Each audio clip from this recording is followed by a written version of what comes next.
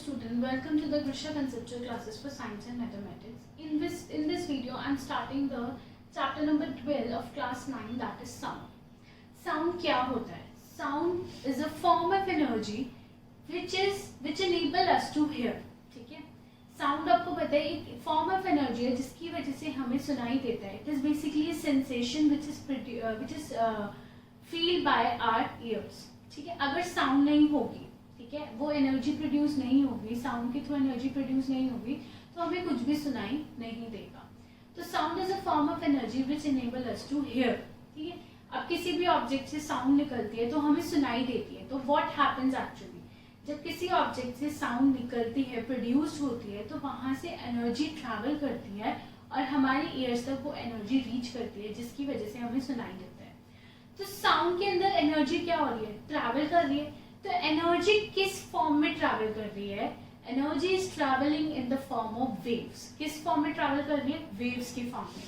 तो sound travels in the form of wave. Sound is a form of energy. ठीक है, और energy को एक पॉइंट से दूसरे पॉइंट तक पहुंचाने के लिए क्या ट्रैवल करता है? वेव ट्रैवल करता है. तो sound travels in the form of wave. Wave क्या होता है? Wave is a vibrated disturbance in a medium which carries energy from one point to another without there being a direct contact between the two points. मैं यहाँ पे खड़ी हूँ, ठीक है, एक पर्सन है जो गेट के पास खड़ा है, बहुत दूर खड़ा है. यहाँ से मैं कुछ बोलती हूँ और उसको वहाँ पे सुनाई दे जाता है. तो कैसे सुनाई दे रहा है वो चीज?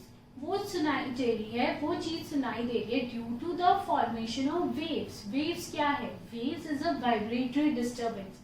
वाइब्रेटरी डिस्टर्बेंस का मतलब क्या होता है कि वेव जिस मीडियम में ट्रैवल कर रही है, मीडियम मीन्स साउंड, लिक्विड और एयर, ठीक है, गैसेस, जिस मीडियम में ट्रैवल कर रही है उस मीडियम के पार्टिकल अपनी जगह पे वाइब्रेट करते हैं, ऊपर नीचे या आगे पीछे. ठीक है, ऊपर नीचे या आगे पीछे, लेकिन वो पार्टिकल इस जगह से उठ के उस जगह पे नहीं जाता.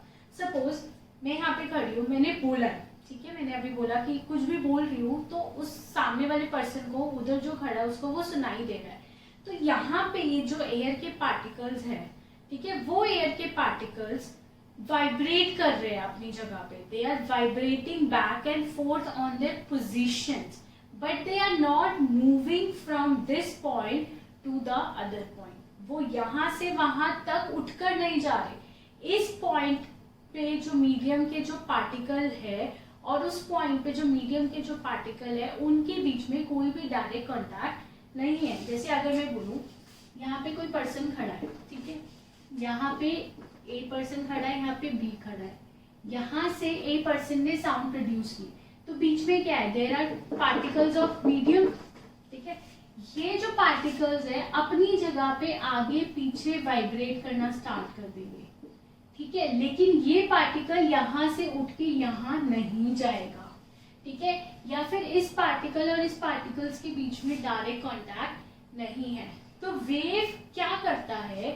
इस पार्टिकल से एनर्जी इस पार्टिकल तक जो एनर्जी पहुंचानी है वो ट्रांसफर करने में हेल्प करता है through the vibrations of their particles. जैसे यहाँ पे suppose particles are standing in the form of childrens. ठीक है, यहाँ पे 10 चिल्ड्रंस खड़े हैं. मैंने एक पैकेट दिया फर्स्ट चिल्ड्रन को और मैंने बोला वो पैकेट लास्ट चिल्ड्रन को आप दे दो.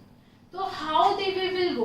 देयर आर टू वेज कि ये वाले चिल्ड्रन एक तो यहाँ से उठ के यहाँ जाए और उसको पकड़ा दे, या फिर ये चिल्ड्रन उस पैकेट को स्टूडेंट को दे, फिर ये वाला स्टूडेंट इसको दे, फिर ये वाला स्टूडेंट इसको दे. ठीक है, तो किस फॉर्म में जल्दी ट्रांसफर होगा? जब वो ये इसको देगा, ये इसको देगा, ये इसको देगा, मतलब हैंड टू हैंड ट्रांसफर होगा, तो वो बहुत जल्दी होगा rather देन वो जब उठकर खुद जाएगा. तो जब साउंड इसी तरह, मैंने बोला पैकेट्स दे रहा है, पैकेट्स को समझ लो it's a form of energy. ठीक है, उन पैकेट्स में क्या है? एनर्जी. तो यहाँ से मैंने जो एनर्जी प्रोड्यूस करी या इस पर्सन ने जो एनर्जी प्रोड्यूस की, इस पर्सन तक वो एनर्जी पहुंचानी है, तो वो कैसे पहुंचाएगा? हैंड टू हैंड ट्रांसफर करके, रेदर देन वो खुद उठ के जाएगा. ठीक है, तो साउंड क्या कर रही है, sound is travelling in the form of wave in which the particles of medium vibrate on their position. Like again I am taking the same example. मैं यहाँ खड़ी हूँ, मैंने साउंड प्रोड्यूस की, यहाँ पे मेरे पास जो गैस है, जो एयर है, उसके पार्टिकल्स है, मैंने वो एनर्जी किन पार्टिकल्स को दे दी, उन पार्टिकल्स को दे दी। अब वो पार्टिकल्स अपनी पोजीशन पे बैक एंड फोर्थ मूव करेंगे, बैक एंड फोर्थ मूव करेंगे तो हिलेंगे तो पास वाले पार्टिकल से हिट करेंगे।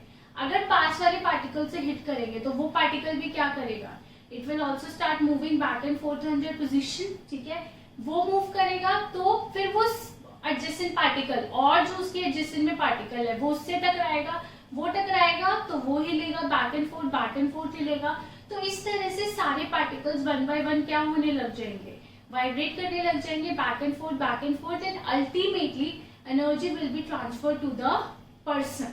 ठीक है, अल्टीमेटली जो पर्सन है उसके पास तक जो एयर पार्टिकल्स है वो वाइब्रेट करने लग जाएंगे, वो वाइब्रेट करेंगे तो वो पार्टिकल्स हमारे ईयर्स में जो पार्टिकल्स है उनसे टकराएंगे और वो वाइब्रेट करने लग जाएंगे। वो पार्टिकल्स फिर जो ईयर ड्रम के पास जो पार्टिकल्स है उससे टकराएंगे, वो वाइब्रेट करने लग जाएंगे और फिर वो ईयर ड्रम पे जाके टकराएंगे। ठीक है, जो ईयर ड्रम के पास जो पार्टिकल है वो वाइब्रेट करेगा, जब वो वाइब्रेट करेगा तो वो ईयर ड्रम से टकराएगा, जब ईयर ड्रम से टकराएगा तो ईयर ड्रम भी बैक एंड फोर्थ वाइब्रेट करने लग जाएगा और इस तरह से जो एनर्जी है वो ईयर्स के अंदर तक ट्रांसफर हो जाएगी। तो बेसिकली जब साउंड ट्रैवल करती है तो जिस मीडियम में साउंड ट्रैवल करते हैं उस मीडियम के पार्टिकल्स एक जगह से दूसरी जगह पे मूव नहीं करते, वो अपनी जगह पे वाइब्रेट करते हैं। कैसे वाइब्रेट करते हैं, आगे पीछे या ऊपर नीचे। There are two ways in which the particles of medium can vibrate. ठीक है, when the particles of medium vibrate back and forth then that wave is called longitudinal wave. उस वेव को हम क्या बोलते हैं, लॉन्गिट्यूडनल वेव। एंड जब particles of medium vibrate करते हैं up and down at the right angle to the direction in which the wave is moving, suppose wave इस डायरेक्शन में मूव कर रही है तो पार्टिकल्स इधर वाले particles up and down move करेंगे तो उस वेव को हम क्या बोलेंगे, ट्रांसफर वेव। ठीक है, अब जैसे मैंने यहाँ से यहाँ वेव मूव कर दी तो इधर की साइड ही पार्टिकल्स आगे पीछे वाइब्रेट करेंगे, इधर के पार्टिकल्स वाइब्रेट नहीं करेंगे। ठीक है, तो a wave in which particles of medium vibrate back and forth in the same direction in which the wave is moving, that wave is called longitudinal waves. अब sound waves को हम mechanical waves बोलते हैं। Sound waves are called mechanical wave. Why sound waves are called mechanical wave? Because for the transfer of the sound waves we need a medium. हमें medium के particles की जरूरत है ताकि वो move कर सके। ठीक है, अगर उसे मीडियम की जरूरत नहीं होती, like electromagnetic waves, light waves, उन वेव्स को मीडियम की जरूरत नहीं होती, they can pass easily through the vacuum also, तो उनको हम नॉन मैकेनिकल वेव्स बोलते हैं। मैकेनिकल वेव्स तभी बोलते हैं जब वेव को पार्टिकल्स ऑफ मीडियम की जरूरत है, जब पार्टिकल्स ऑफ मीडियम कुछ मैकेनिकल वर्क कर रही है, they are moving back and forth और up and down. That's why sound waves are called mechanical waves. अब जो लॉन्गिट्यूडनल वेव्स है वो कहाँ प्रोड्यूस होती है, longitudinal waves can produce in solid, liquid and gases all the region. Transverse waves कहाँ produce होती है, they produce only in solid and liquid medium. जब हम लिक्विड और गैस की बात करते हैं, generally sound travels in the form of longitudinal waves and in solids it can travel in the form of both longitudinal waves and transversal wave or transverse wave. ठीक है, but in liquid and gases, mostly in gases, sound travels only in the form of longitudinal wave. अब longitudinal waves में basically हो क्या रहा है, जब particles vibrate कर रहे हैं तो एक moment आएगा जब सारे particles एक दूसरे के close आ जाएंगे बहुत ज्यादा, और एक moment आएगा जब particles सारे एक दूसरे से बहुत दूर हो जाएंगे। ठीक है, सपोज ये वाला पार्टिकल और ये वाला पार्टिकल हम दोनों जब एक साथ वाइब्रेट कर रहे हैं, इधर के जब एक साथ वाइब्रेट कर रहे हैं तो एक साथ वाइब्रेट करते हुए हो सकता है ये सब लोग एक साथ आ जाए। ठीक है, ये इस साइड वाइब्रेट करे और ये इस साइड वाइब्रेट करे तो ये सारे एक साथ क्लोजली आ जाएंगे, लेकिन और नेक्स्ट मोमेंट ये पार्टिकल इधर जाएगा, वो पार्टिकल उधर जाएगा, ठीक है। वाइब्रेशन है back and fourth like this हो रहा है। अगर ये दोनों पार्टिकल एक साथ इधर की इस डायरेक्शन में मूव कर रहे हैं, opposite direction to each other, ठीक है, तो it means they will come closer to each other when the particles are moving away from the each other, from their mean position, क्योंकि they are moving vibrate back and forth, ठीक है। एक इधर जा रहा है और एक इधर जा रहा है, तो पार्टिकल्स क्या हो जाएंगे, एक दूसरे से दूर हो जाएंगे। तो जब साउंड वेव ट्रैवल करते हैं इन the form of longitudinal waves, there is a movement when the particles come closer to each other, and in the next moment the particles of the medium go away from each other, ठीक है। तो जब सारे particles एक साथ आ जाते हैं उस रीजन को हम बोलते हैं कॉम्प्रेशंस। क्या बोलते हैं, compressions. And when the particles of medium moving away from each other, बस जब सब एक दूसरे से दूर चले जाते हैं तब हम उसको क्या बोलते हैं, रेयर फ्रैक्शन। क्या बोलते हैं, rarefaction. Compression and rarefaction alternatively होते हैं दूसरे से, ठीक है। एक मूवमेंट पे सब पास होंगे तो नेक्स्ट मूवमेंट पे they will be far away from the each other. तो ऑलवेज हमेशा alternate compression and rarefaction form होता है, compression rarefaction, compression rarefaction, compression rare fraction.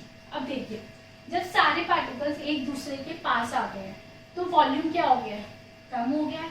And जब पार्टिकल्स अब एक दूसरे से दूर हो गए तो they will occupy much larger volume. तो रेयर फ्रैक्शन में वॉल्यूम क्या होगा, will be increase, in compression volume will decrease. अब देखिए, जब सारे पार्टिकल्स एक दूसरे के पास आ गए तो प्रेशर क्या होगा, बहुत ज्यादा लगेगा। क्यों प्रेशर बहुत ज्यादा लगेगा उस रीजन में, क्योंकि उस रीजन में density of the particle will increase. थोड़ी सी जगह पे बहुत सारी चीजें रखी हुई है, तो इट मीन्स डेंसिटी इंक्रीजेस, ठीक है। And density increases then pressure will increase, क्योंकि वो दोनों सब एक दूसरे के बहुत पास है।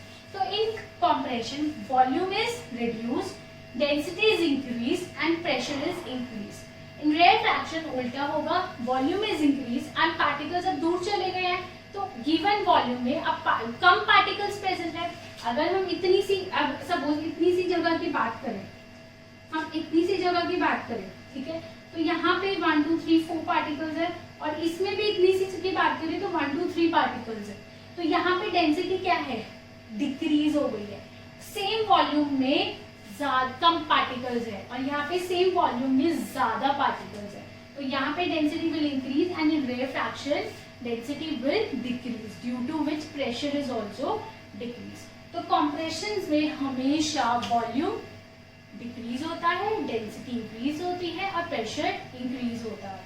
और रेयर फ्रैक्शन में वॉल्यूम डिक्रीज होता है, डेंसिटी डिक्रीज होती है एंड प्रेशर भी डिक्रीज होता है। सॉरी, रेयर फ्रैक्शन में वॉल्यूम इंक्रीज होता है। In compression volume is more, in rarefaction volume is less. In compression density is increase, in rare fraction density is decreased, in compression pressure is increased, in rare fraction pressure is decreased, ठीक है। I hope आपको longitudinal wave clear हो गई है। अब what happen in transverse wave, जिस direction में wave travel कर रही है पार्टिकल्स ऊपर नीचे वाइब्रेट कर रहे हैं। अच्छा, ये लॉन्गिट्यूडनल वेव आप कहाँ देख सकते हैं, एक एक्सपेरिमेंट करके देख सकते हैं। एक स्प्रिंग लीजिए और उसको एक सपोर्ट से अटैच कर दीजिए और एक एंड से उसको फ्री छोड़ दीजिए। अब वो स्प्रिंग को आप ऐसे पुश एंड पुल कर दीजिए।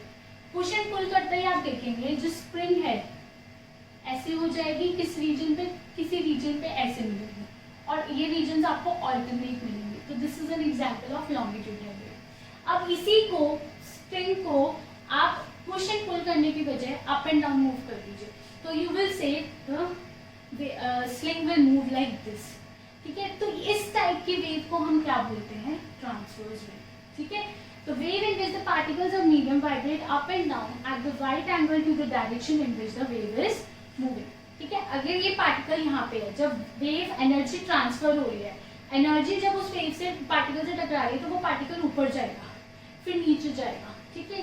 तो this is line of zero disturbance. Lines of zero disturbance का मतलब particles are at the normal position when no energy is transferring. जब एनर्जी ट्रांसफर होगी तो पार्टिकल्स पहले ऊपर जाएंगे फिर नीचे जाएंगे, फिर ऊपर जाएंगे फिर नीचे जाएंगे। तो जब पार्टिकल्स ऊपर डिस्प्लेस होते हैं तो क्रेस्ट फॉर्म होता है और जब पार्टिकल्स नीचे जाते हैं तो ट्रॉ फॉर्म होता है। ट्रॉ को डिप्रेशन भी बोलते हैं। क्या बोलते हैं, डिप्रेशन, मतलब गड्ढा फॉर्म होता है, ठीक है, हॉलो गड्ढा फॉर्म होता है। तो alternate crest and trough is form. ठीक है, जो एयर में हमेशा जब हम बोलते हैं तो कौन सी वेव फॉर्म होती है? Longitudinal wave. कौन सी वेव फॉर्म होती है? Longitudinal wave. अब आपको यहाँ तक क्लियर हो गया? ट्रांसवर्स वेव और आप कैसे देख सकते हैं? आप एक पॉन्ड में पत्थर डालिए, you throw a stone, what will you see? एकदम से रिपल्स फॉर्म होंगे, रिपल्स फॉर्म हो रहे हैं, that is a transverse wave. अब आपको कैसे पता चलेगा कि पार्टिकल ऊपर नीचे जा रहे हैं?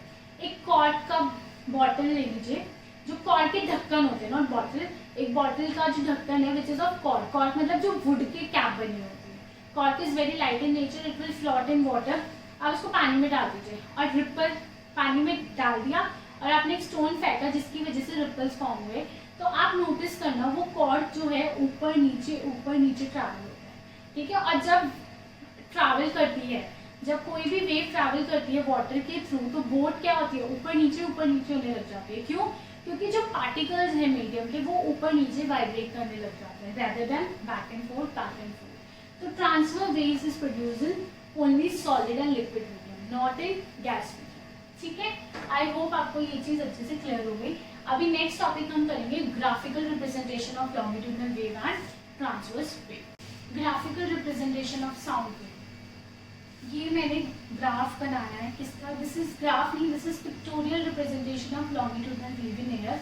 कि पहले कॉम्प्रेशन हो रहा है, फिर rarefaction, and in the compression greater density is there, in rarefaction less density is there. तो ऑल्टरनेट कॉम्प्रेशन रेयरफैक्शंस बनते हैं।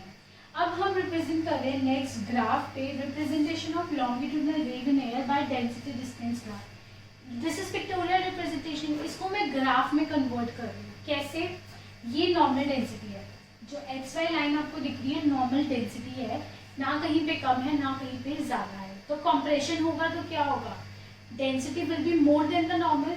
तो मैंने ऊपर की डायरेक्शन में लिया है, पॉजिटिव वाई एक्सिस की डायरेक्शन में लिया है density greater than the normal, and negative Y direction में लिया है density less than the normal, और एक्स एक्सिस को मैंने माना है नॉर्मल डेंसिटी। ठीक है, जब कॉम्प्रेशन फॉर्म हो रहा है तो डेंसिटी क्या होगी? नॉर्मल से ज्यादा होगी, तो ग्राफ विल गो अप। ठीक है, धीरे धीरे जो डेंसिटी है नॉर्मल से ज्यादा होती जाएगी और एक पॉइंट पे मैक्सिमम डेंसिटी होगी और उसके बाद वो कम होनी स्टार्ट हो जाएगी। कम होते होते होते एक पॉइंट आएगा जब साउंड ट्रैवल हो रही है, sound is travelling from here to here. जब यहाँ पे इस जगह से यहाँ तक पहुंची तो क्या हुआ? डेंसिटी इंक्रीज होते होते मैक्सिमम पॉइंट तक पहुंची, मतलब इस डिस्टेंस पे जब साउंड वेव यहाँ पे पहुंची थी, जब साउंड वेव यहाँ तक पहुंची थी तो कॉम्प्रेशन में डेंसिटी सबसे ज्यादा मैक्सिमम थी, और जब यहाँ पे पहुंची तो डेंसिटी नॉर्मल हो गई, और फिर जब आगे पहुंचने लग गई तो इस पॉइंट पे डेंसिटी नॉर्मल से सबसे मिनिमम हुई। मतलब जितने पार्टिकल्स ज्यादा से ज्यादा दूर हो सकते हैं उतने दूर हुए। ठीक है, और इसका मतलब जब यहाँ से यहाँ तक पहुंची तो density is decreasing, density is decreasing. कब तक डिक्रीज होती रही?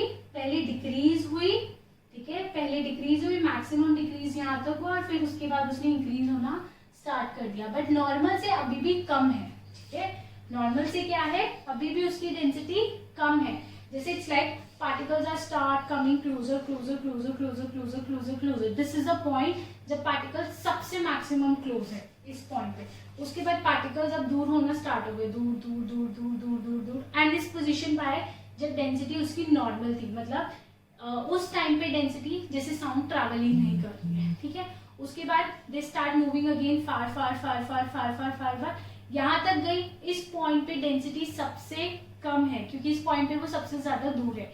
यहाँ से जाने के बाद वो वापस आने लग गए, लेकिन this density still less than the normal, normal से अभी भी कम है। आते गए, and now this is the point where density becomes the normal again. जैसे जब साउंड वेव ट्रैवल ही नहीं कर रही थी उस टाइम पे जो डेंसिटी थी वापस इतनी हो गई, उसके बाद they again come closer closer closer closer, तो डेंसिटी विल स्टार्ट इंक्रीजिंग। ठीक है, तो इस फॉर्म में ये रिप्रेजेंट किया है। तो density is greater than normal and density is less than the normal. ठीक है, तो आपको ये पॉइंट समझ आया, क्लियर हुआ? Like this is a normal position. ठीक है, मैंने नॉर्मल माना, कम आते गए, आते यहाँ पहुंच गए, फिर उसके बाद वापस से इंक्रीज होना तो स्टार्ट होते गए, लेकिन इनकी डेंसिटी अभी भी नॉर्मल से ज्यादा है। अब इस पॉइंट पे पहुंच गई, दिस इज अ नॉर्मल, फिर दूर होते गए। ठीक है, तो this is all about the representation of longitudinal wave in air by density distance graph. ये आपको लर्न करना है अच्छे से, क्योंकि एग्जाम में कई बार ग्राफ बना हुआ होता है, आपको रिप्रेजेंट करना बताना होता है किस चीज़ का ग्राफ है, कई बार ग्राफ बनाना भी होता है। Next is representation of transverse wave bye displacement distance graph. Excuse me, ये क्या है, zero display line of zero disturbance, मतलब जब साउंड वेव ट्रैवल नहीं कर रही उस पॉइंट पे they are at the position, वो मीन पोजीशन पे। जब साउंड वेव ने ट्रैवल करना स्टार्ट किया तो पार्टिकल्स विल गो अप, मतलब पार्टिकल्स की डिस्प्लेसमेंट जीरो डिस्टर्बेंस लाइंस के ऊपर जाएगी तो पॉजिटिव डिस्प्लेसमेंट, और जब पार्टिकल नीचे जाएगा तो this will be negative displacement. जब साउंड वेव ट्रैवल कर रही है तो पहले it will go up, particles will start like this is a zero disturbance, particles will start moving up up up up up up. अब ये maximum position तक पहुंच गए, now they will start coming, but अब ये कम हो रहा है लेकिन मीन पोजीशन से अभी भी ज्यादा है। तो दिस इज मीन पोजीशन। जब साउंड वेव ट्रैवल कर रही है तो distance is increasing, this is increasing, maximum पहुंचने के बाद it is decreasing, but normal से अभी भी ज्यादा है। तो ये यहाँ पे डिक्रीज होता हुआ दिखाई दे रहा है लेकिन नॉर्मल से अभी भी ज्यादा है। यहाँ पे पहुंच गया, दिस इज नॉर्मल, ये नॉर्मल पोजीशन हो गई। अब ये start going down, will go down down down down down down down जा रहा है, डाउन जाने के बाद it will come again up up up, but ये अभी भी नॉर्मल जीरो डिस्टर्बेंस के नीचे ही है, तो इट मीन्स ये नीचे ही रहेगा। यहाँ पे आने के बाद ये नॉर्मल हो गया। ठीक है, तो दिस इज क्रेस्ट फॉर्म हो रहा है, दिस इज ट्रॉफ। तो this is all about representation of transverse wave by the displacement distance graph. अच्छे से आई होप क्लियर हो गया है। ठीक है, अगर आपको समझ नहीं आया है please comment below. Okay, thank you. Please subscribe to our channel and like our video.